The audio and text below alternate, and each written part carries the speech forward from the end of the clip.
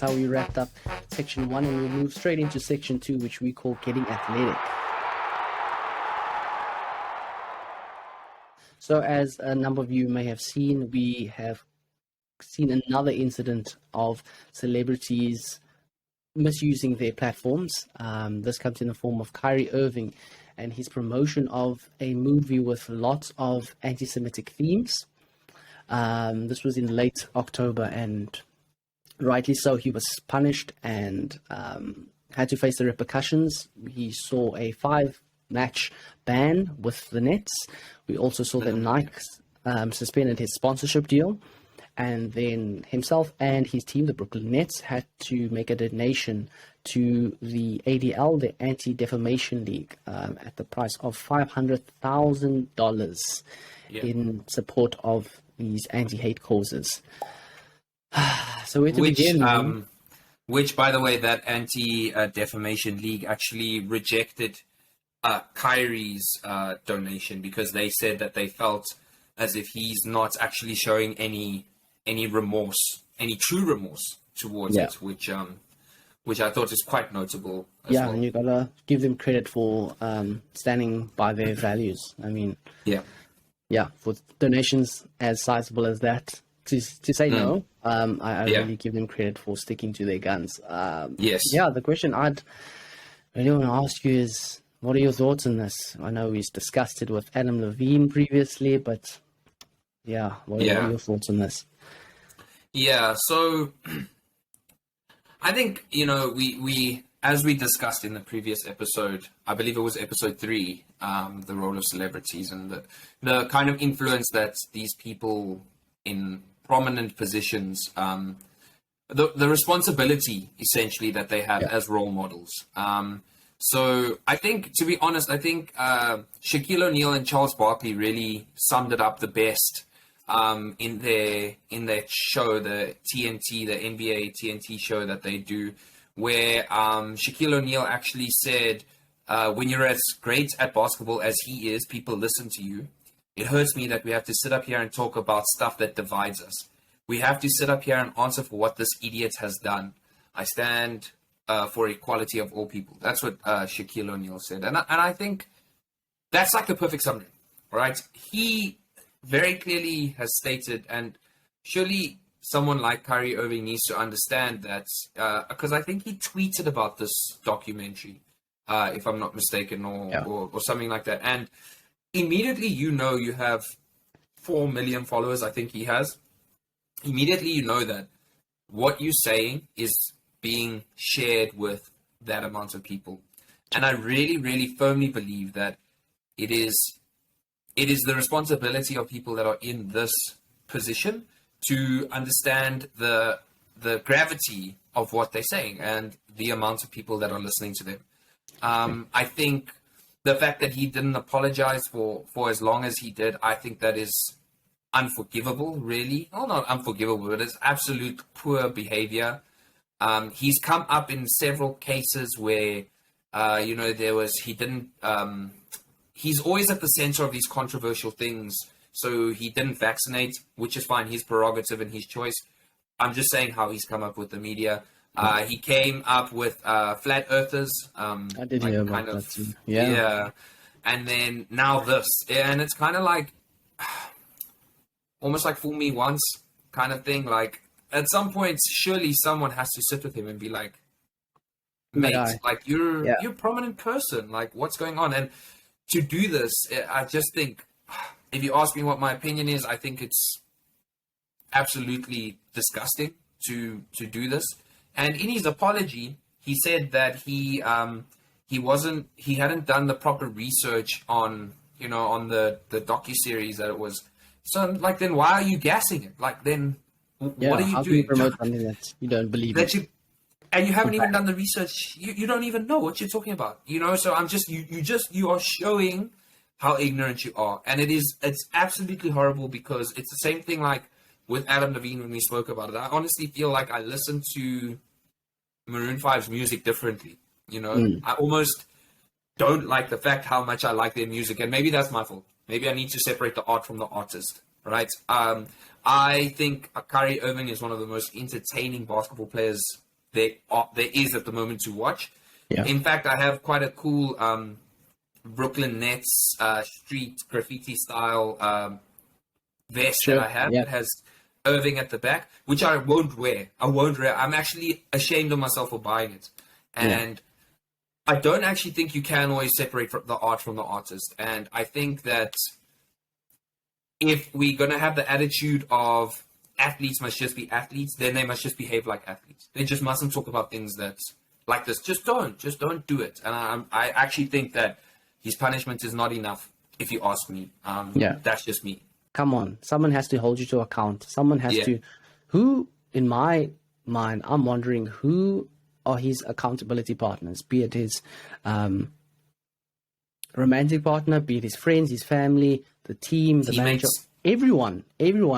When you have conversations like this, who are the people that are receptive to it, firstly, and then secondly, those that aren't calling you out for it? You need friends that are blatantly honest, gonna pull you aside and say, no, that's wrong, and this is why it's wrong.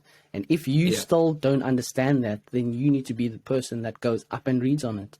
And it's not to say that there is very limited information or resources out there to learn about what hate speech is. We're living in the digital age where everything is literally a scroll away or a click away. And it's honestly ridiculous how people can play the ignorance card all too often. I mean, I think recently, this week as well, we saw, I think his name is the True Geordie, that came out with what he calls a tongue-in-cheek comment about Islamophobia. And he said, oh, guys, you know what, sorry, man, I didn't really mean it like that. It was a real tongue-in-cheek, it was a joke, and I didn't mean anything behind that. But these have real consequences. People follow you and notably go on what you say. So if you're promoting, whether that be passively or actively, this kind of hate speech, it's going to grow. It's going to fuel people into action. It's going to fuel people's mindsets. And it's ridiculous that people aren't held to account. I agree with you. There needs to be strict punishment. There needs to be education. There needs to be a multitude of things that need to happen for us to eventually get to a point where I can objectively see what is black and white. There can't be that much gray area in instances like this. And it's honestly so poor to see. We saw it with Kanye not too long ago, again, with anti-Semitic tweets and, comments that ultimately lost him tons of his sponsorships, and rightly so. We're finally getting people to be accountable for their actions, and I think that's one valuable thing to see. I think at the end of the day, you have to come down hard on these cases because you have to have people thinking twice about what they're doing. So we spoke a little bit about Ivan Toney and the racial abuse that he received. Coming from, that was obviously from I don't want to say civilian, but from like a fan going towards the celebrity. This is now the role is reversed, right? And to be honest, I kind of think the celebrity has slightly more responsibility to understand their voice and the 100%. Strength and the power of their voice. Not that it's excusable in any case, don't get me wrong, but the guy who's tweeting towards Ivan Toney has 32 followers. The guy, Ivan Toney, has millions of followers. Kyrie Irving has millions of followers, right? And they have to come down hard on these cases because it will make these athletes and these people, these influential people, think twice before they do anything. You know, like, I know there's this whole thing now against cancel culture and, you know, like how easy it is to do this, but I mean, at the end of the day, it is also like about accountability. And I remember with the Ivan Toney thing, you and I discussed like maybe one of the things could be educating people on, you know, what it means, you know, like especially coming from somebody who, the perspective of being racially abused, so that there can be like more of a perspective understanding. I do understand that the part of what has to happen with this is that the Nets have given him a minimum of a 5-game suspension, and then until he meets certain criteria. So basically he's meeting with quite prominent Jewish leaders. He has to be educated on anti-Semitism as a whole. Yeah. There's a bunch of criteria he has to meet before he can come back to the game, and I think that is a good response. I do think at the same time, the only people who I believe acted quick enough was Nike. They very much socially aware. I mean, you see that with what was the footballer's name? Kapinski. Yeah. Colin Kaepernick. Yeah, Kaepernick. Yeah. So they're very socially aware of that kind of thing. The one with Oscar Pistorius, where their advertising campaign was "I am the bullet in the chamber," and that was quite hectic. But they're the only people that responded quick enough. Adam Silver, the NBA director or the CEO of the NBA, he was very slow to respond. It took them a few days, and I kind of feel like this umming and ahhing about what are we going to do? How are we going to punish them? Shows that there's a lack of policy and procedure that needs to exist about this kind of thing. And I'm quite happy to see the punishment that he's receiving, and I am going to follow it closely because, like I said, I just think it's inexcusable, man. It's wrong. It's like, understand your power and use it. Uncle Ben told you with great power comes great responsibility. Why are you not listening to Uncle Ben, man? Hey, a simple example. And I mean, I think you gave an example of just one of the ways in which education plays such a big part. Kind of awareness seminars, talks, chats. You mentioned at your school where you get a lecture or a platform where someone in the know comes and educates those that don't know. Look, this is, as an example, I can say, this is what it means to live in Thailand. These are the cultures, and this is where kind of the difference is between our culture versus Western culture, and these are the things to be noted. From something as simple as that, there's been so much lessons learned. There's been an awareness created. So I don't know if that's something that the NBA and generally any sports team or any establishment that is centered around influential people need to do, where you kind of do a season-long, once-a-week lesson. I physically go into a class. I mean, so many sports teams have their general meetings, you have locker room meetings, whatever it is, but you have a period of time where you sit down, you get educated, and you listen, and you learn. And by the end of that season, or whatever the duration is of this course, you come out of that and you need to then give kind of like a testimony as to why and what you've learned. I think that's just one of the measures. But accountability is something that honestly needs to be cracked down a lot harder. And for the criteria that he has to kind of adhere to, I hope that it's not just to save face and it's obligatory. So to go to these prominent Jewish leaders, learn from them or listen, I hope it's not just a means to please the media. I hope that there's actual learning that happens in these interactions. So we'll be keeping a close eye to that and let you know kind of some of the outcomes that we see from this instance. Then onto other sporting news. How's an Arsenal song go? They done it again. They've done it again. The Proteas. Man. Someone was cooking biscuits or something, dry bread, didn't give in any water yet again. The boys have choked. As is customary, I must credit them and their consistency with choking on the big stage. I don't know if all of you have seen, but in the past week, the Proteas faced the Netherlands in the T20 World Cup. It's been going on. It's a Cricket World Cup.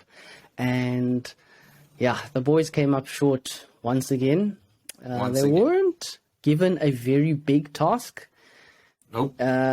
Essentially, the Dutch were the first out to bat, and they had set a target of 158, I believe it was. So all South Africa had to do was to get 159 runs in the T20 format. That seems fairly straightforward. But once again, for one reason or another, the boys came up short. Yeah, this is just a ridiculous running theme now. I don't know why, why it is, but I know you've done a bit of deep diving. You came across a few instances when we have come up short at tournaments like this. So there's a book that has been written that is called The Art of Choking. Or The Art of Losing. Excuse me. Sorry, my bad. The Art of Losing, which I'm not actually sure when it was released, but if I look at the cover of this book, it's got Sean Pollock on the cover. It's got Graham Smith in quite an old looking kit as well. So I don't believe it's a new book. I believe it's a fairly old book that was written by Luke Alfred, I think his name is. Yeah. So clearly this is a thing. And so I wanted to figure out, okay, so what keeps, not the psychology of it, but when else have we choked? So in the most infamous one is that in 1992, we played against England in the semi-final. The Proteas needed 22 runs from 13 balls. And then it was like it showered, like it was a quick rain shower. Yeah. And when the game resumed, we needed 22 runs from one delivery. So that's clearly not fair, right? That was before the Duckworth-Lewis. Am I saying it correctly? Yeah, Duckworth-Lewis method. Before the Duckworth-Lewis method was introduced, which for those people that don't know, that's basically if rain interrupts a match, it's like a mathematical equation that they use to work out based on run rates and other factors, what the people what's a more attainable target, right? Yeah. Because 22 runs from 13 balls is different from 22 runs from one ball, right? So that was quite an infamous one where we lost, right? Okay, sure. What can we do, right? True. Then, 7 years later, 1999, we needed one run from 4 balls. And any cricket listeners or people that understand, it's not the most difficult achievement to get literally that right. A single, and that's it. You won the game. That's all. Yeah, and they flopped, and we lost, so we didn't advance. Okay, then in 2003, Mark Boucher, who's now our coach, he thought that he had scored the runs that they needed. He celebrated prematurely, and they had actually miscalculated it, and then we were 1 run short, and then rain stopped play, so we didn't advance again. So this running theme that I'm seeing is just like, okay, the first one is not really their fault. Hardest. What are you going to do? Yeah, it's like hardest. But now it's like, we just know, and let's be honest, man, like, again, I mean, not again, but no disrespect to the Netherlands. Like, it's really great for them to have beaten us, but come on, man. When I used to play Cricket 07, Netherlands was one where I used to feel like hitting some sixes on the game. Like, you know what I'm saying? Like, it's not like we were playing these guys that were like, this insanely crazy talented team, and we weren't even chasing a very high target. It just feels like, here we go again, same old Proteas. And same old story. Yeah. And that's something that I battle to understand. I mean, if you look at the Proteas, you look at these individual players where on a yearly basis, they are performing at the peak levels. We're talking IPL here. You're playing with and against the stars of the game. You in these monstrous squads, and you're performing, whether it be with the ball, whether it be with the bat, whether it be in field, you're consistently performing really well. So why is it that when you bring this group of great players together, there is no end result? Why? I honestly, what's going on? It baffles me, man. You can't perform at a peak level continuously, and then when I give you the greatest stage along with other great players, I just don't understand it. I hope there's some turnaround, but credit to you guys, Netherlands. Well done. Well up. Enjoy it, savor it. You guys have truly deserved this. And we'll just, I guess, wait for the next World Cup tournament. We'll eat that L. We deserve it. Just be disappointed once again by the Proteas. So on that really sour note, we're going to wrap up section 2. So if you're dipping out now, I just want to say thanks. Like, subscribe. subscribe, comment. Don't forget us on every one of our channels: Instagram, TikTok, YouTube, Spotify, Google Podcasts, Apple Podcasts, and also our website. Yes, That's where we'll put it that, and we will move into section 3.